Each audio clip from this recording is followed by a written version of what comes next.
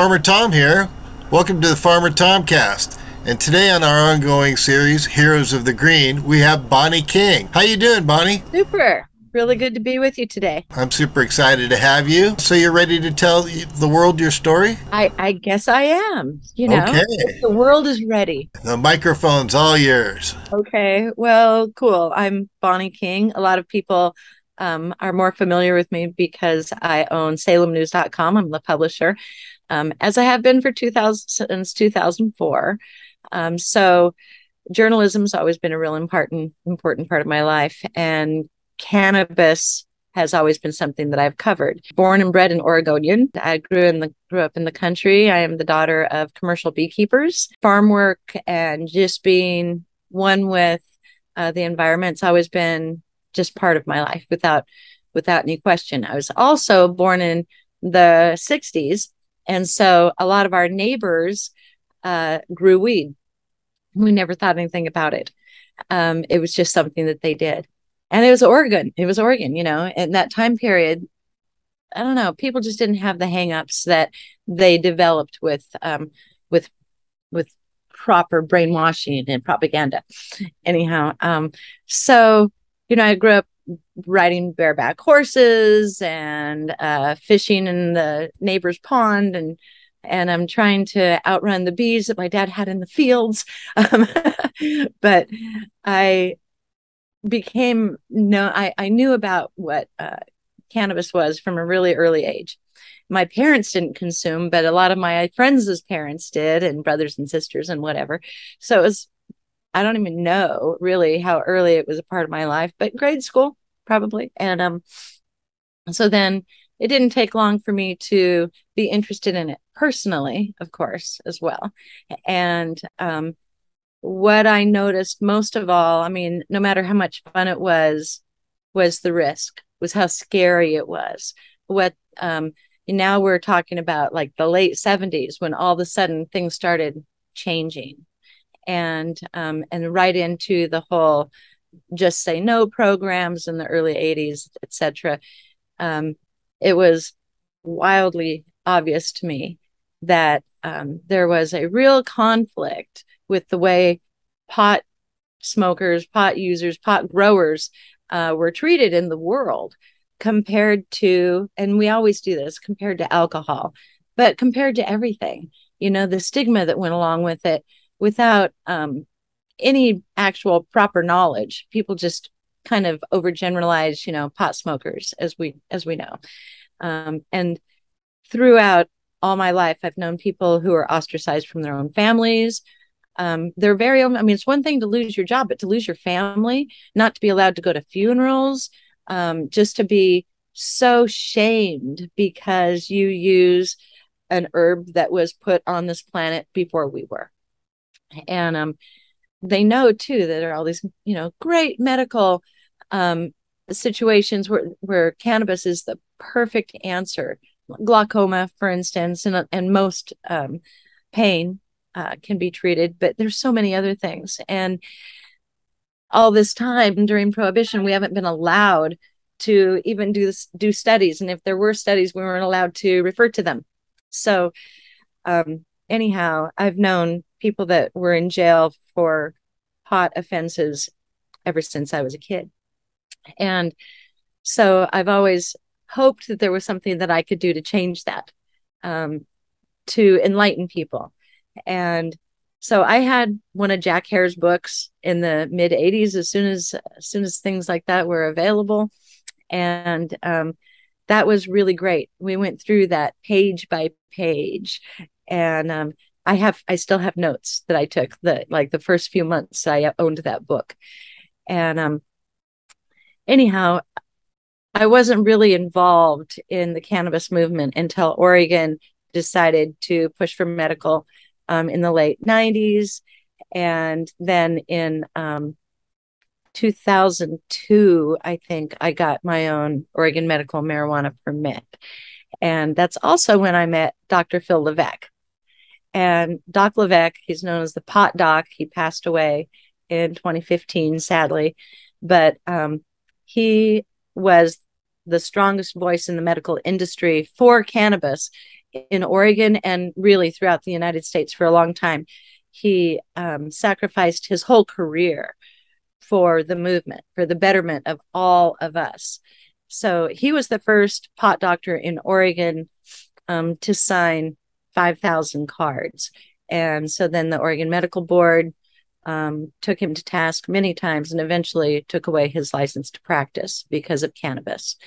And so that was really hard for him, but he continued volunteering, not giving medical advice, but helping. And he wrote for us since pretty early, 2006 or 07, he wrote articles for salemnews.com. So that was really great. We became really close, and he was really like family to us. And he was such a special guy. He had 2 PhDs in pharmacology and toxicology. He was on the witness stand over 400 times in the United States, all over, on behalf of toxicology situations that came up. So he was quite renowned, and we were really lucky in Oregon that he went to bat, that he spoke to the legislature, that he wrote letters, that he did so much more than any other doctors. We're very few. Okay, I don't mean to not give other doctors that stuck their necks out credit, because they deserve it. But he really gave his all, and he was really there for us. He helped 1,000 veterans get off hard drugs, 1,000. So, and that was, he was in World War II himself. He was at the Battle of the Bulge. He wrote a book about his experiences after about 20 years had gone by, because he couldn't do anything. He had such hard PTSD that he couldn't really talk about it much. But once he started writing, then that was different. And so he could really understand where Vietnam veterans specifically, where they were coming from, and he helped them. And that's one of the things that the Oregon Medical Board really did not do Oregonians any favors. There were a few doctors that complained about Doc Levesque, because they said he stole their patients from them and got them addicted to marijuana. And all he was really doing was ending their addiction to all these narcotics that they had them all, hopped up on. And I shouldn't put it that way, just the opposite. They couldn't even get out of their chairs. And marijuana gave them the ability to live their lives again. So they're just everywhere I ever appeared with Dr. Levesque, because he did a lot of speaking engagements, including like Hempstock in Portland and other hemp festivals. But we would instantly be surrounded by people that just wanted to thank him for helping them, personally. So many people's lives he impacted. And so it was important that he wrote for salemnews.com. I was really happy that he was willing to do that, and did it really until like 2 weeks before he died. He never quit. He was really, he was a soldier, and he never stopped being a soldier. So, yeah, I know I have a lot more things to say, but in regard to cannabis, I've been a patient for now 20 years, and I was a patient, a black market patient before then. It does wonders for me. I have chronic migraines. I have for so many decades, and I've gone to neurologists and neurologists and neurologists. I've been on experimental drugs. I've done all kinds of things. Nothing has been as good preventatively as marijuana is. And it doesn't screw me up for the day, doesn't make it so I can't walk upstairs, doesn't make it so I can't take care of my children or my grandchildren now. But it's been a real big benefit to my life. And it's a shame that so many of us have to live in the shadows and not talk about it with our families, not share this really important information, that it's life-saving information. I have a good friend whose glaucoma results have gone from bad to super good because she uses RSO regularly. And those are the facts. There's just no debating it, but still it's hard for people to accept. And until we do something about this, not statewide, not just between, the left coast that's got their act together, No, we have to chop this off at the root. We have to pull the root out of the ground, and that is descheduling at the federal level. None of us should be satisfied with anything less. There's only one way that we're going to stop people from going to prison, people from being in prison. We have people that have been serving in federal prisons and state prisons for decades, literally decades, for something that we can go down and buy for $20 now. And they are still serving time. Right here in Oregon, we have people at the federal prison in Sheridan that are serving ridiculous over 10 years for doing what is legal now. And that needs to be looked at, like with common sense. But where I don't know a lot of people know this, but federal prisons don't give good time.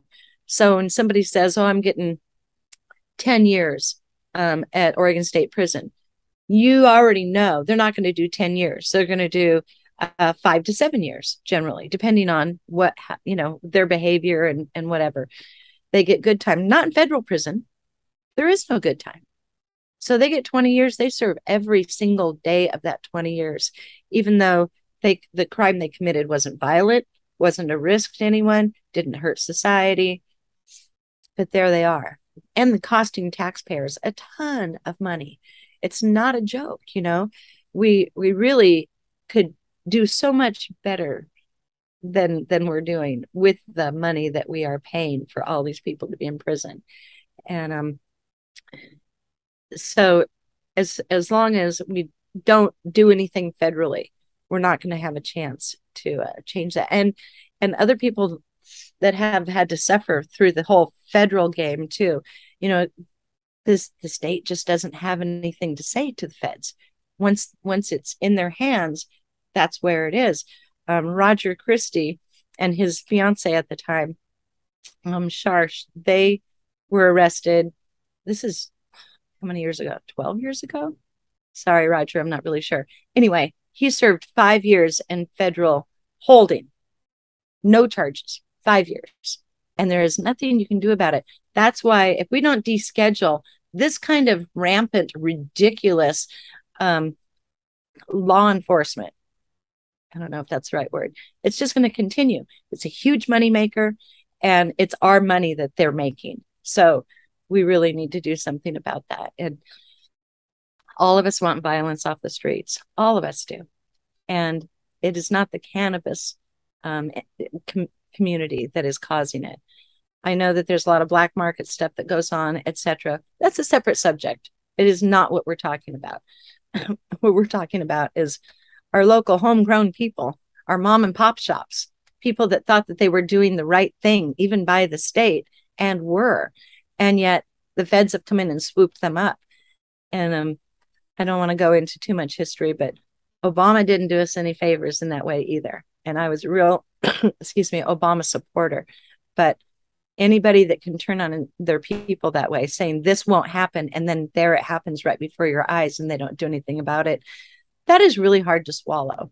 And every single governor or attorney general that has served in every one of our states who has turned around and hurt the cannabis community specifically when they knew better. They knew better. These are grown-ups. These are intelligent people. They chose to not look at their alternatives. They chose to not speak up when they knew that this person wasn't harming the community. So anyway, I do tend to have a lot of opinions about things.